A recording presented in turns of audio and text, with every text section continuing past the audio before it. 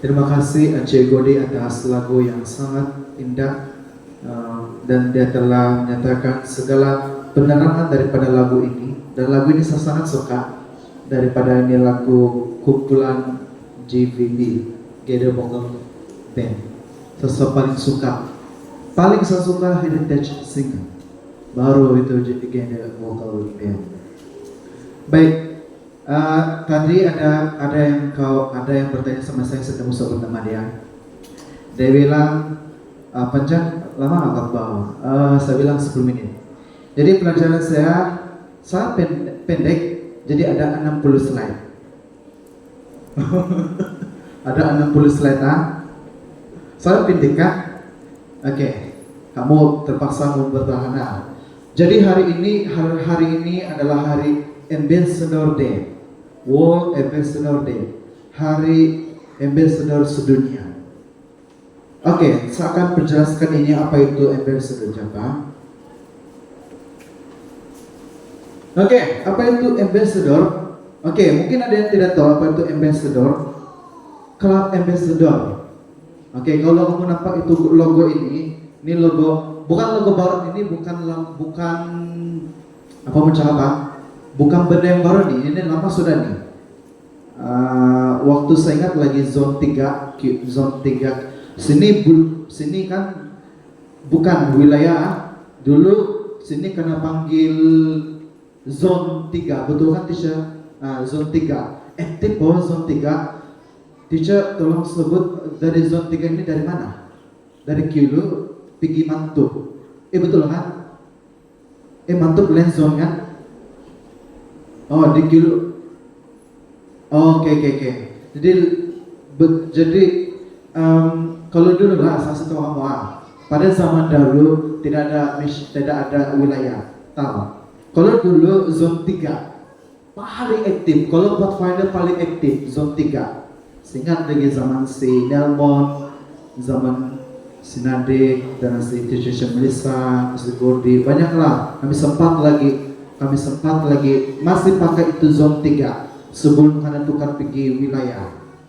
Tapi sekarang kita wilayah 4 dalam Sabah Mission. Saya harap kamu sudah tahu. Oke, apa itu Ambassador? Ambassador ini adalah program belia dalam gereja kita yang telah dirancang khas untuk kita punya belia yang berumur 16 hingga 21 tahun. Dan ini saya telah dapatkan daripada General Conference Youth Ministry. Dan ini berfungsi sebagai jabatan antara Club Pathfinder, yang kita tahu Pathfinder ini berumur 10 hingga 15 tahun, dan belia senior yang ke atas sudah, yang dewasa, yang berumur 22 ke atas. Jadi Club Ambassador ini membantu belia hubungan untuk lebih erat dengan Tuhan, kembangkan kepimpinan, melibatkan diri dalam pelayanan gereja serta masyarakat. Ini adalah tujuan kenapa ada ini Club Ambassador. Saya teruskan. Oke. Apa tujuan Club Ambassador? Ini kita sudah nampak ini untuk apa ini. Ambassador punya tujuan dalam mengalami hubungan pribadi dengan Yesus, mengembangkan kepemimpinan rohani, mendorong gaya hidup pelayanan dan misi, menyediakan platform ataupun bahan-bahan khusus untuk kita punya belia yang umur ini, untuk pertumbuhan pribadi dan sosial. Kita teruskan. Objektif Club Ambassador saya tidak mau baca sebab banyak yang mau dibaca. Ada 10 objektif Club Ambassador. Objektif. Oke, saya teruskan. Oke, ini yang saya mau sentuh sedikit tentang ini, siapa yang boleh ikut Ambassador. Oke, untuk yang saya ingat pada zaman zone 3, kalau saya lihat saya ada tanya-tanya lah. Mungkin kalau Ambassador ini biasa umur yang 20 ke atas, 30 begitu, itu yang saya dengar lah. Tapi rupanya Ambassador ini masih di bawah pimpinan pelayanan belia. Jadi Ambassador ini biasanya ini hanya untuk berumur 16 hingga 21 tahun.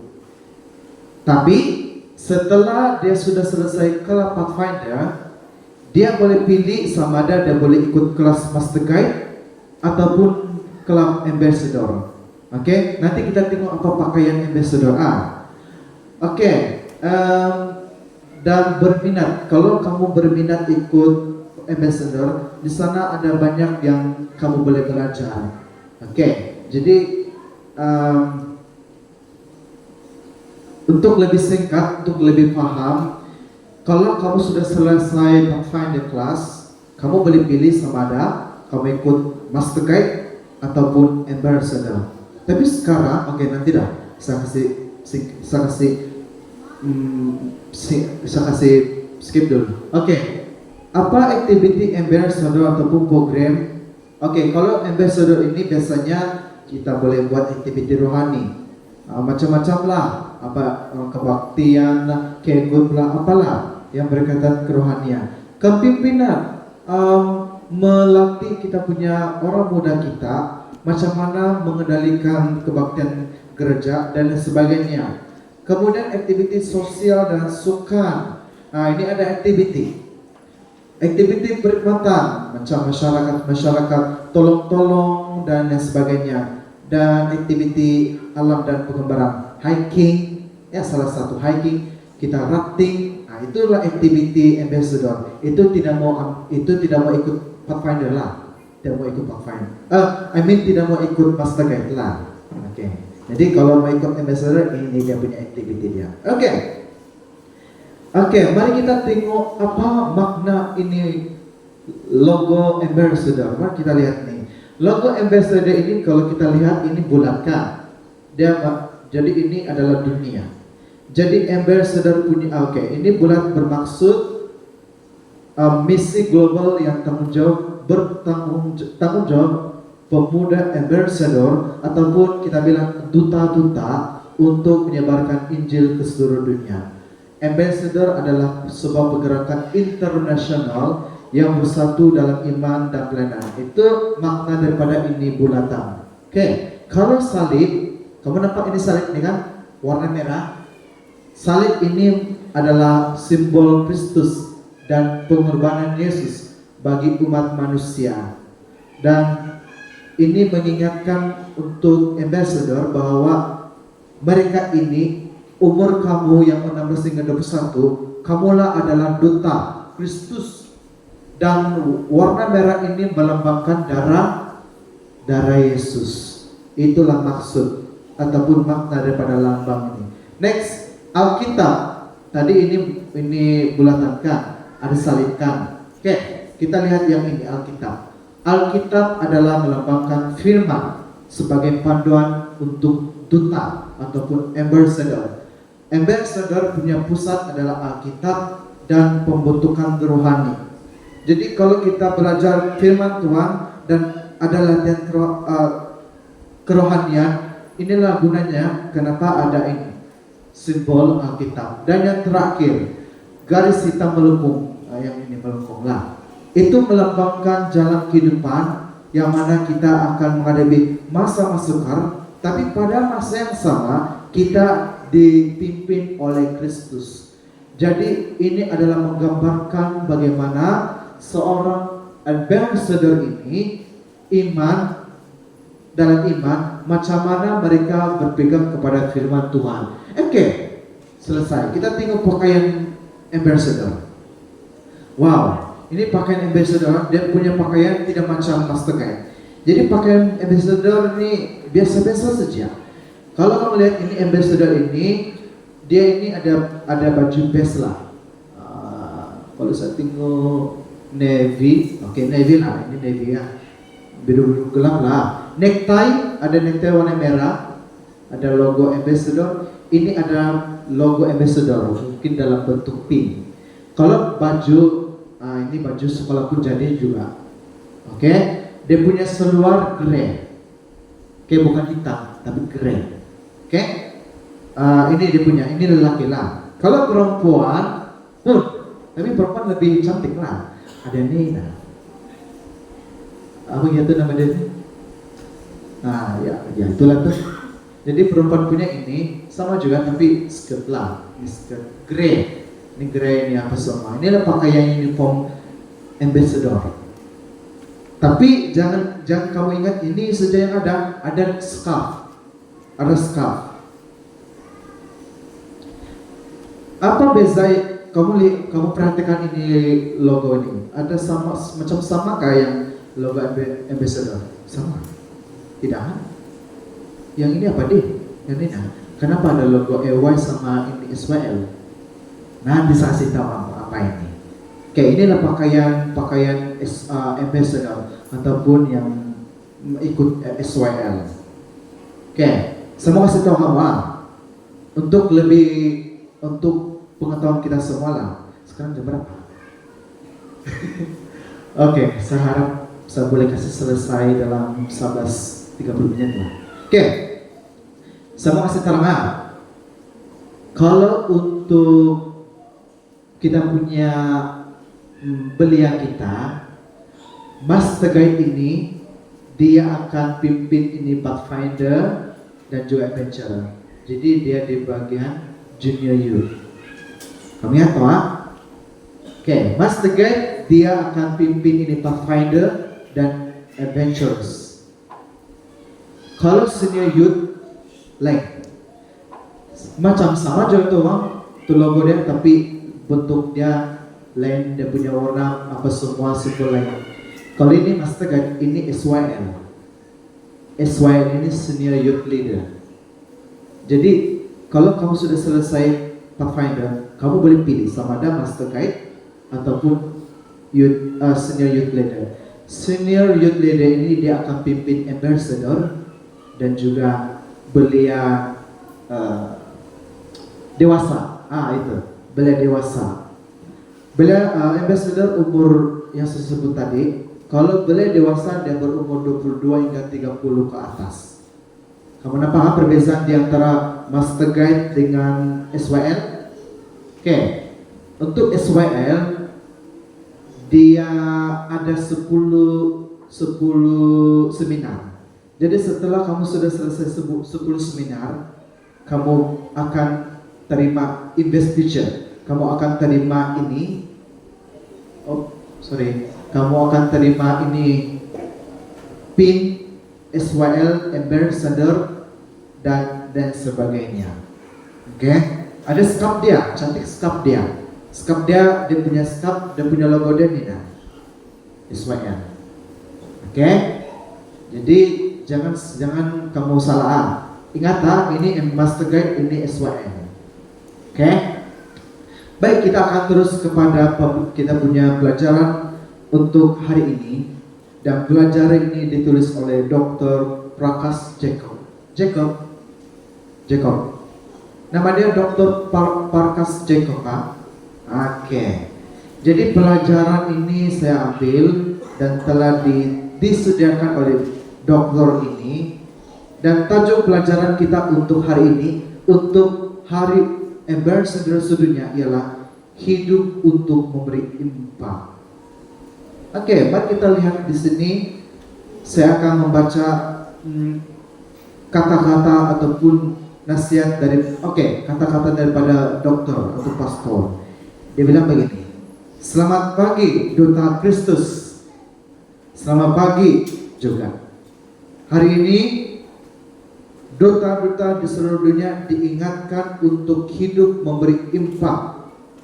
Bukan sekadar panggilan untuk bertindak, tetapi jemputan untuk hidup dengan iman yang aktif, berani berkongsi Injil, melayani masyarakat dengan kasih, dan membentuk kehidupan dengan tujuan kekal.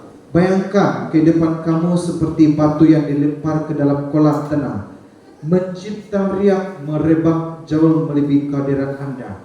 Riak ini melambangkan pengaruh Anda. Sama ada kita sadar atau tidak, tindakan dan keputusan dan interaksi kita, baik atau buruk, akan mempengaruhi orang lain. Kamu akan berpikir seperti ini dan kamu akan bertanya, saya terlalu muda, saya masih muda. Atau kita boleh bilang, saya tidak cukup penting, tidak penting untuk membuat perubahan. Tapi ketahuilah, kamu semua bukan embel saudara, semua kita. Oke, belajar ini bukan khusus untuk mereka, tapi semua. Ketahuilah, kamu sangat penting. Sebab Tuhan sudah panggil kamu untuk cipta riak perubahan. Ingatlah, Yesus panggil murid-murid yang muda, walaupun orang ini tidak terlatih, tapi mereka inilah yang akan mengubah dunia. Mereka bukan kaya, bukan juga terkenal, bukan juga tidak sempurna, tapi mereka bila dalam karena panggil murid-murid Yesus, mereka sudah bersedia. Tapi pertanyaan di sini dibilang, adakah kamu bersedia untuk panggilan Tuhan? Nah, ini dia punya pertanyaan untuk kita. Jadi Tuhan Yesus panggil murid-muridnya, apatah lagi kita. Tuhan Yesus memanggil kita sekarang untuk membuat ataupun memberi perubahan impak kepada seluruh dunia sebagai duta Kristus atau ambassador. Hari ini kita akan belajar, yaitu macam mana cara kita hidup untuk memberi impak besar. Ada 3 yang kita perlu belajar di sini sebagai duta Kristus ataupun sebagai ambassador. Pertama, kita harus kenali diri kita. Siapa kita dalam Kristus. Kedua, hidup berbeza. Kita akan hidup dalam perbezaan, menjalani hidup dengan tujuan. Yang ketiga, menjadi terang dunia bagi orang lain. Kita ini mempengaruhi dunia ke arah kebaikan. Jadi ada 3 poin yang kita harus belajar. Oke, kita akan pergi ke poin yang pertama, yaitu identity. Mengenali siapa kita. Identity dalam Kristus dalam hidup kita. Ayat ini terdapat dalam 1 Petrus 2 ayat 9 dikatakan, tetapi kamulah, saya sudah highlight ini, kamulah bangsa terpilih, imamat rajani, bangsa yang kudus. Kamu adalah bangsa terpilih, kamu juga adalah imamat rajani, kamu adalah bangsa kudus, kamu juga adalah kepunyaan Tuhan sendiri. Kalau kamu dipanggil untuk apa? Untuk apa? Untuk supaya kamu memberitakan perbuatan besar dari Tuhan Yesus yang telah panggil kamu keluar dari kegelapan kepada terang, yang terangnya yang ajaib. Tuhan mau memanggil kita yang kita dalam kegelapan. Kita disuruh untuk keluar daripada kegelapan dan menjadi terang bagi dunia. Memberitakan kabar kepada orang-orang di sekeliling kita. Dunia coba menentukan identiti kita berdasarkan rupa, pencapaian dan status sosial kita. Tapi dalam Alkitab, kamu dipilih. Artinya Tuhan sudah pilih kamu untuk tujuan yang sangat istimewa. Bukan pastor, bukan ketua gereja, bukan pemimpin yang mereka saja, tapi semua, tidak kecuali semua. Kamu dipilih sebab kamu sangat istimewa. Kedua, kamu adalah bangsawan. Kamu adalah putra putri Allah. Kamulah yang kita adalah mewarisi kerajaan surga. Kamu adalah putra putri. Sebab itu kamu adalah bangsawan surga. Kamu kudus. Kamu adalah kudus. Kamu diasingkan, kamu dipisahkan untuk melakukan tugas-tugas suci untuk tujuan bagi Tuhan. Dan yang terakhir, kamu sangat spesial. Selain kamu dipilih, kamu adalah bangsawan, kamu kudus. Walaupun kita manusia yang berdosa, tapi Tuhan sudah panggil kita. Tapi kita juga adalah orang yang sangat istimewa, yaitu kamu dikasihi, kamu disayang-sayang oleh Tuhan tanpa ada batas oleh Tuhan sendiri. Inilah maksud daripada ayat yang kita sudah lihat tadi. Daripada cerita Daud, Daud dipilih. Dia diabaikan oleh keluarga dia. Macam dia saja tidak macam yalah orang abang-abang dia kan sudahlah jadi tentara apa lain sebagainya. Tapi di Tuhan sudah memanggil ini Daud, walaupun dia abaikan, tapi ketika Nabi Samuel dia cari raja baru, sebab Raja Saul ayah dia bilang tiap guna nih. Tidak ada Alkitab lah dia bilang begitu. Ayah dia bilang cari ini pengganti Raja Saul. Siapa pengganti Raja Saul? Daud sendiri. Tetapi Tuhan melihat hatinya, hati si Daud, dan memilihnya menjadi seorang raja. Bukan Raja Saul sudah, tapi Raja Daud sudah yang akan jadi Raja Israel. Dunia mungkin memandang kamu sangat rendah. Oh, kau ini biasa-biasa saja. Tapi ingat, kamu akan jadi luar biasa. Tetapi Tuhan melihat nilai sebenar Anda. Dia tidak tengok kamu punya apa kita punya, tidak. Tapi Tuhan melihat diri kamu. Identiti kita dalam Kristus adalah asas kepada kehidupan yang memberi impact. Yang kedua, hidup berbeza, ataupun dalam kurungan tujuan dalam Kristus. Ayat ideal, janganlah kamu menjadi serupa dengan dunia ini, tetapi berubahlah oleh pembaruan budimu. Sehingga apa? Kamu akan membuktikan apakah kehendak Allah, apa yang baik dan yang berkenan kepadanya dan yang sempurna. Dunia mungkin boleh berkata begini, ikut arus, dibilang. Tapi Tuhan Yesus bilang, ikut saya. Berdirilah teguh. Kalau dunia berkata kepada kita semua, dia bilang ikut arus. Tapi kita harus ikut Yesus. Kalau Yesus bilang apa? Ikut saya. Jadi kita harus ikut dia. Tapi kalau kita ikut Yesus, Yesus bilang berdirilah teguh. Yesus berulang kali ikutlah aku. Itu maksud dia tunjukkan kepentingan untuk mengikutnya dengan sengaja. Sengaja Yesus panggil kita untuk tidak serupa dunia. Tapi dia mau kita berubah dalam pembaruan budi kita, diri kita. Contoh seperti Daniel. Kan Daniel karena tangkap kan? Oh, saya ingat lagi cerita Yerusalem karena kopung. Saudara tinggal di sana kan. Jadi mereka jadi hamba, jadi tawanan, dibawa ke Babylon. Mereka ditawan di Babel. Nama orang Daniel apa lagi? Abednego, ya. Tapi nama orang kena tukar. Sebab kalau orang tiba di Babel, nama orang kena tukar sudah. Nama Babylon lah, nama dalam tukar kerajaan Babylon. Selepas apa nama punya yang kena tukar tuh. Mereka ditawan karena bagi nama baru lagi, dorang karena paksa untuk menyesuaikan diri dengan budaya asing. Dorang tidak biasa tinggal di tempat asing tuh. Oke? Tapi Daniel bertekad untuk tidak menajiskan dirinya dengan makanan raja. Jadi sebab makanan raja ini sangat mewah. Karena suruh makan kamu tidak akan pernah makan yang kamu makan yang di rumah. Sini lagi makanan kamu belum pernah, sedap nih. Wih sedap, ayam lah, babi lah, semualah sedap. Tapi si Daniel dan kawan-kawannya tidak mau. So, mereka sudah terbiasa makanan sihat. Jadi orang tidak mau ambil itu.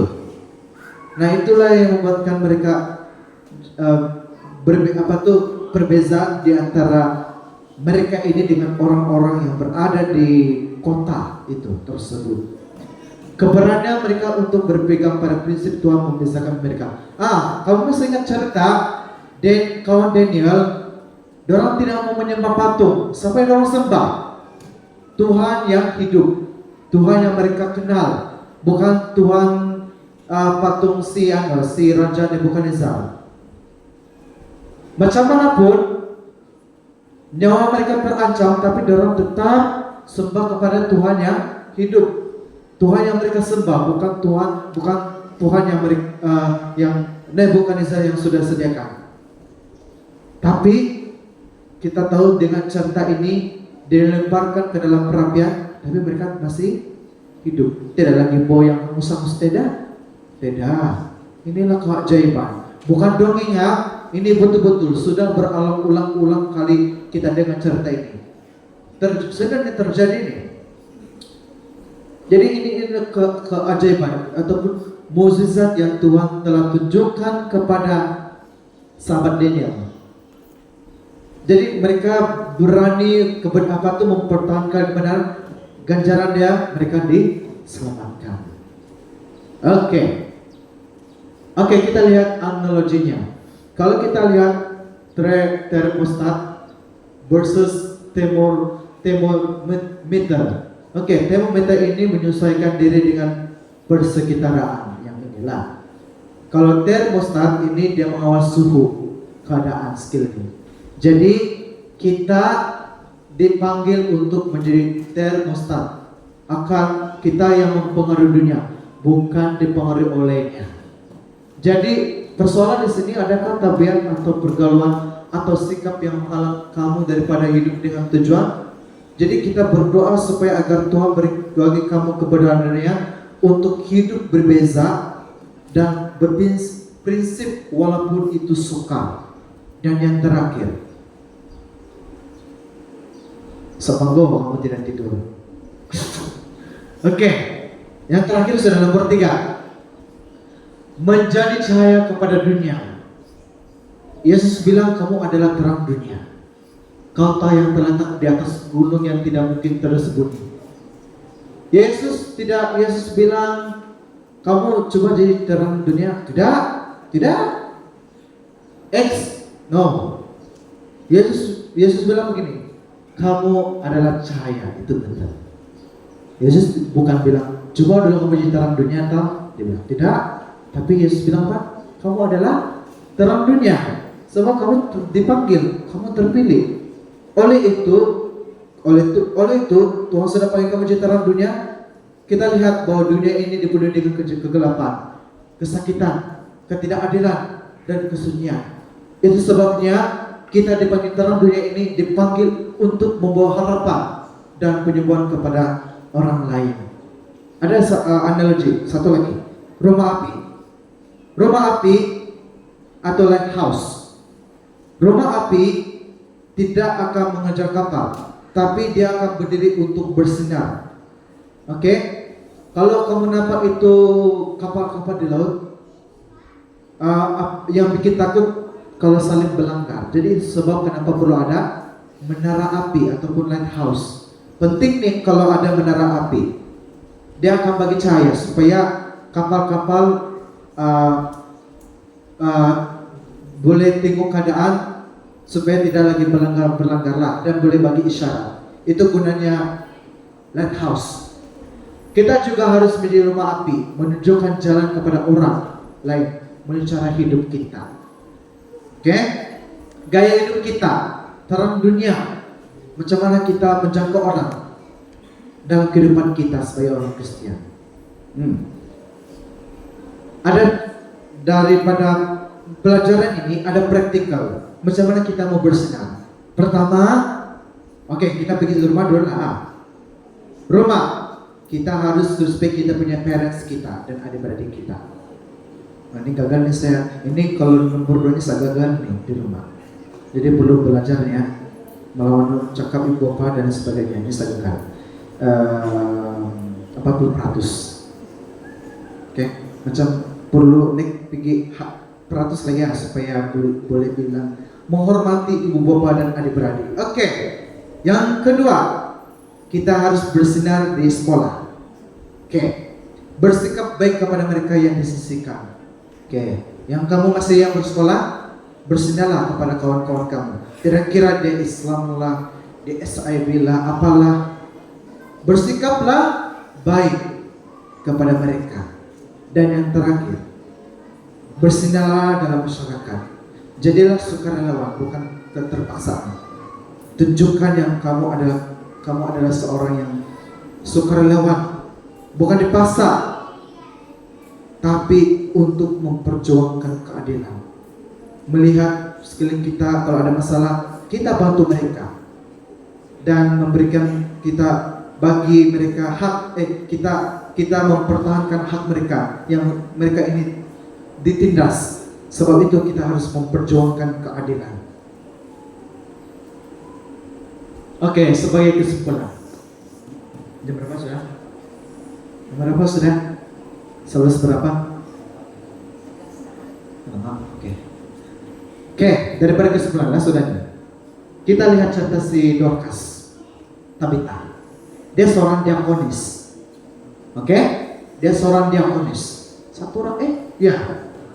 Dan dia adalah seorang yang baik hati dan dia membantu orang miskin. Dan kehidupan dia, sebab dia telah mendengar pelajaran ataupun khotbah daripada rasul-rasul, dia pun terdoronglah. Jadi dia berbuat baik dan membantu orang miskin sehinggalah dia meninggal dunia.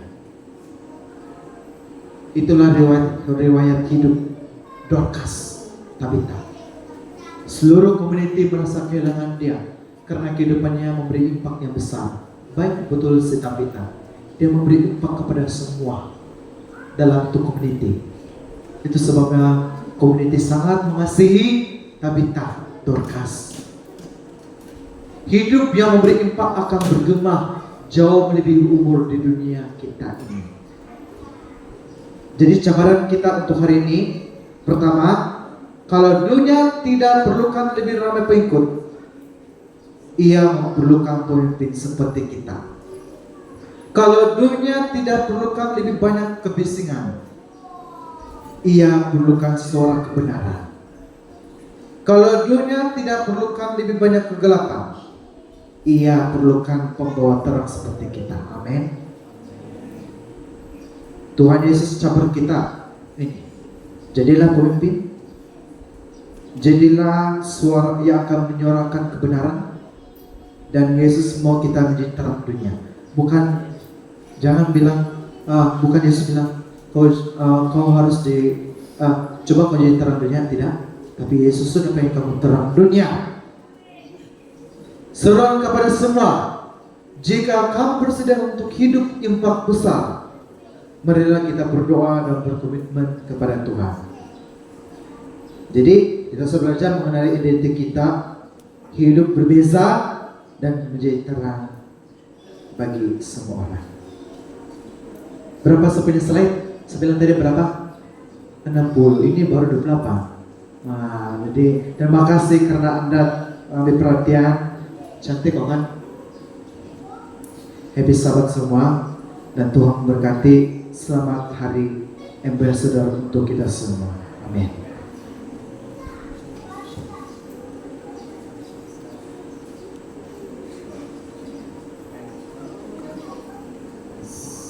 Amin. Terima kasih atas pelajaran daripada Elder Kenneth yang menyahut kita untuk terus bersinar dan hidup yang memberi impak kepada orang di sekeliling kita. Mari kita sambut pelajaran tadi. Kita semua berdiri dan kita nyanyi lagu dalam LPMI 128, Kuserahkan Hidupku.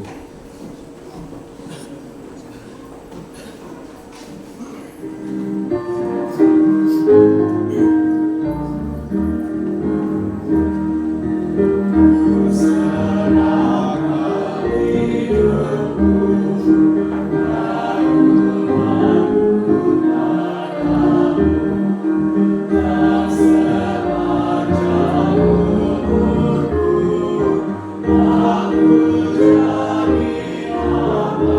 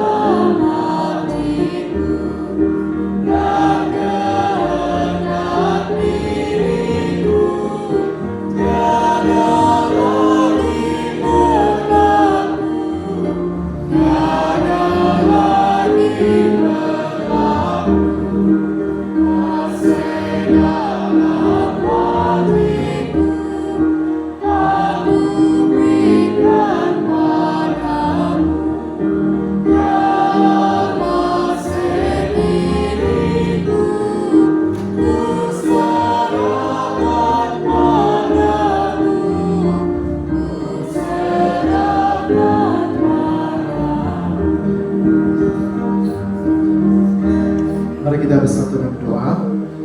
Bapa kami yang bertakhta dalam kerajaan surga, kami amat bersyukur dan terima kasih karena pelajaran yang kami sudah pelajari tentang hidup yang memberi impak yang besar.